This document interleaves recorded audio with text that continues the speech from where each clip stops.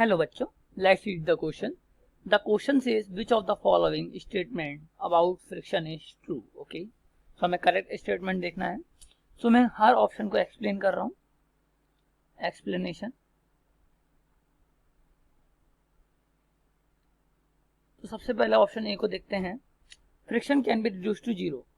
ये ऑप्शन गलत है, क्योंकि हम फ्रिक्शन को स्मूथ मतलब फ्रिक्शन को कम से कम कर सकते हैं, टेंस टू जीरो कर सकते हैं, लेकिन एग्जैक्ट जीरो वैल्यू नहीं हो सकती. ओके, हम ऑयल का यूज करके या केरोसिन का यूज करके कैसे ना कैसे करके हम उस वैल्यू को बहुत मिनिमम कर सकते हैं, एग्जैक्टली जीरो नहीं कर सकते. तो friction can't be zero. Okay, frictional force can not accelerate a body. ये भी स्टेटमेंट गलत है, क्योंकि वो एक्सलेट करने का काम आता है. जैसे कि एक एग्जांपल देता हूँ. मानो ये दो ब्लॉक है. ओके, एक ब्लॉक ये है और एक ब्लॉक ये है.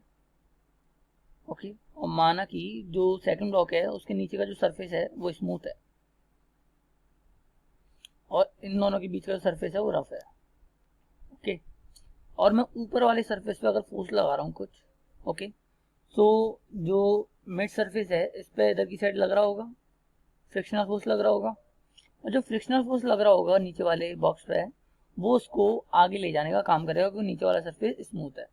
सो frictional force also accelerate a body, can accelerate a body. Okay, now frictional force is proportional to area of contact between two surfaces. Okay, so we know that frictional force is equal to mu into n, where mu is coefficient of friction. Mu is coefficient of